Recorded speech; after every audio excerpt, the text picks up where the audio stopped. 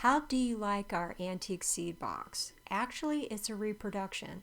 We made it from a recycled cigar box and some free graphics we put together in Photoshop.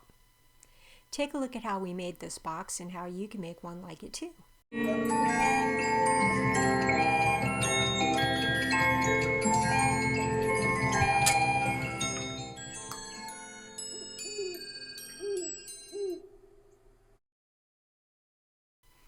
This is what the box started like. It was heavily varnished and had some deep scratches on the surface. But after sanding it and using some masking tape on the hardware, we began building up the layers of paint, starting with brown chalk paint. Chalk paint bonds really well, and the flat brown looks like old wood. So when the chalk paint was dry, we applied petroleum jelly. Actually, it was Burt's Bees jelly, but either will work, to the corners and the edges and along the bottom and around the hardware, and then we brushed on some dark rose red paint, which was a multi-surface paint. And since we started with chalk paint, this multi-surface paint will bond with no problem on top, except where we put the jelly, and we'll be able to wipe that off and let the chalk paint show through. And that's going to naturally make it look like wear and tear.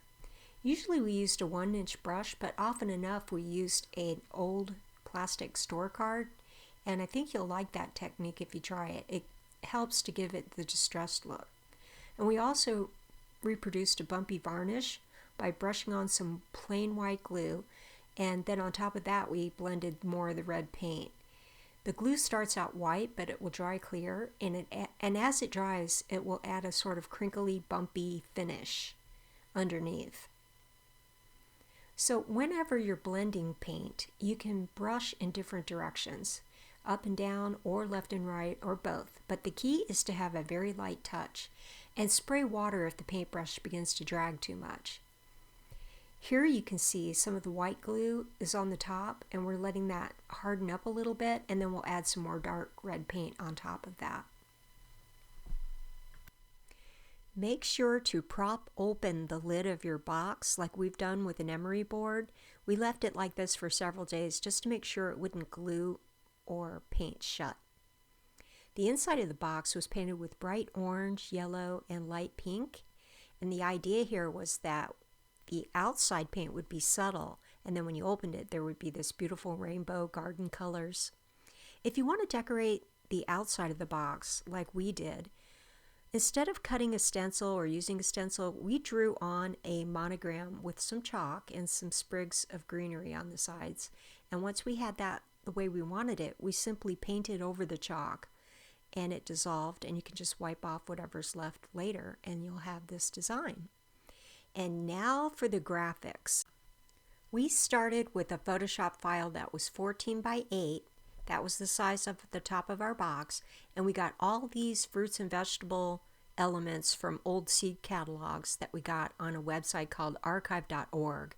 If you type in seed catalog, you'll see lots of scans of old catalogs, and when you see a catalog that you like, you can copy the image and paste it into a new Photoshop window. We did that with this catalog cover because we really liked the cherries and the pear, and there was quite a bit else on here that we could use too. We used the path window in Photoshop, and we made a new layer and we called it cherry. This is going to save the outline that we create with our pen tool. The pen tool is used to create an outline around whatever element you want to cut out. Every time you click the pen tool around the element, it leaves a small anchor point. So the first thing we do is draw an outline roughly around the cherries. And now we use the white arrow and the angle tool, which is going to convert the points, or we use the plus point tool. All these different tools in the pen tool window will allow you to refine your outline. So at this stage, we pull those anchor points closer and closer to the cherry so that we have a perfect outline of it. Then, by using the path window, again, we can tell it to make selection. Now that we have a good clean outline around the cherry, we can use the rubber stamp tool, or it's also called the clone tool. Select some of the cherry texture and color using the option key and fill in that little area of the cherry that was covered by the pear. Now we're ready to bring this cherry into our collage. We use the path window to select cherry, which is the outside, And then we select the other two paths that we made earlier. Those are paths that we made so that we can cut out the areas between the stems. In those cases, we use subtract selection. We have our two Photoshop windows side by side, so we can simply drag the cherries from one window into the other, or you could do a copy and paste, either way.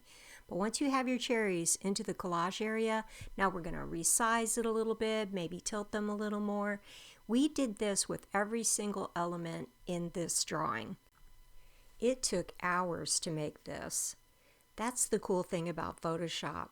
It has the kind of tools where you can make really wonderful things for your home, but you have to be persistent to learn how it works, and there aren't that many shortcuts. Well, actually, there is one shortcut with this project. We've resized our graphic to fit inside the lid of this unfinished box. Just check the links and you'll find this box available online, and then you can download our graphic for free and make a box very similar to ours.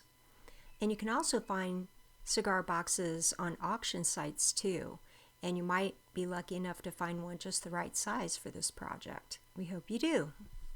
Until next time, bye-bye.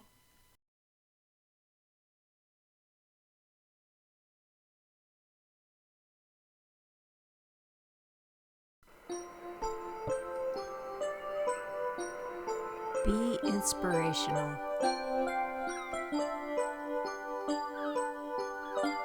Be wonderful. Be surprising. Be sweet. Be creative.